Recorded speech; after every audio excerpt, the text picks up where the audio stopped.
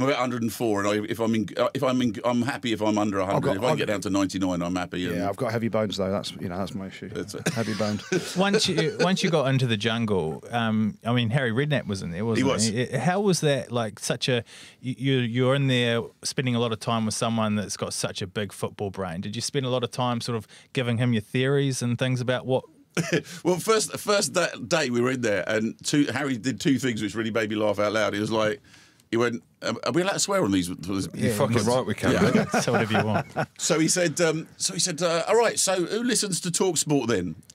Deadly silence in the camp. Nobody listens to TalkSport.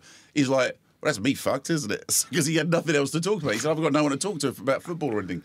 And then a bit later on, when we all bedded down in the bunks and everything, or the little shed, the hammocks and stuff, there's a long silence where we've all gone to bed, and he's gone, is anyone going to... No, although there was a bit of that later on with the beans and rice. And he said, so when are they going to say cut and we can get back to the hotel? Did he really? He genuinely thought there was going to be a catering wagon and that he was going to go back to the hotel. That's life of a football manager. He genuinely went into it never having seen an episode and only went because his granddaughter Molly told him he should go. Oh, awesome. And he had no idea what he was getting into at all. Yeah. So, yeah, we did talk a bit about football and things because nobody else was interested in talking to him about football. What I want to know is he into his ruggers? Yeah, he is. And in actual fact, his grandson is showing some skills. Plays at Quins, I think, in the academy. Really? Yeah, Jamie Redknapp's son, which is obviously Harry Redknapp's grandson.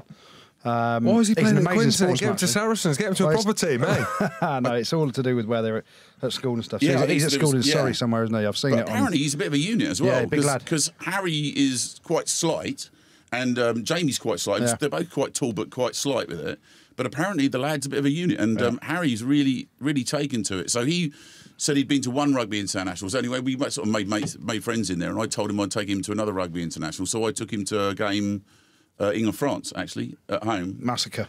It was, wasn't it? Yeah. But the thing is with the French, at the moment, it's gone past the point where you can gloat because they're so terrible, it's embarrassing. Yeah.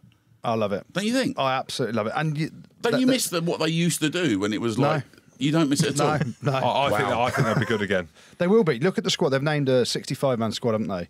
World Cup squad. The names... Are they allowed to take a 65-man? The names in that squad... And I just don't understand it. So at club level, how some of them can be so good. Stick them in a blue shirt, coached by Jacques Brunel, the absolute cowboy, and they are garbage. Scotland are the new France. Oh, as in the good way. Yeah. Yes, Nick. Yes, he's here. He knows his ruggers. No, but they're playing the open running game. I mean, look at that last game against England, where England completely lost the plot. And part of the reason they lost the plot was actually because of how Scotland were playing. Yeah, 100%. You got in a bit of trouble after the last Scotland-England game last year, didn't you? Yeah. Yeah, thanks for bringing that up. There was a Welsh fatwa on me for a short while because I suggested that maybe Mr. Owens wasn't being as even-handed as he could have been. I might have put it in slightly stronger terms than that. Go on, what did you exactly say for our millions of listeners? I'd said that he was trying to avenge the Welsh defeat the week before. Which is, I lost it a little bit at that stage. I was annoyed about the way that it was going, and I thought that he was calling time on at the breakdown, he was calling time on our boys quicker than he was calling time on their boys. But was this via tweet? Yeah. Or was it a sober tweet? No. I was at Exeter Rugby Club having watched the game, and I was a few in at that stage. Yeah. And then because I was a few in, rather than realising I'd made a mistake, I continued. Just carried on. And did Nigel Owens get him back in contact or not? Or was it just trolls? No, Nigel did better than that. He blanked me. He blocked me. No, he didn't. He blocked me on Twitter. Oh, Nigel. And then appeared on a Jiffy's midweek rugby game. Dressed as me, wearing a hard hat with Dick Knowles written on it. Oh, Nigel. He went for it. He's betting hard, isn't he? This is what happens when you're influencers like me and you. People just take the high road, don't they? Are you putting yourself as the same bracket as Nick here? Well, I nearly went on. Celebrity Jungle. I nearly went on.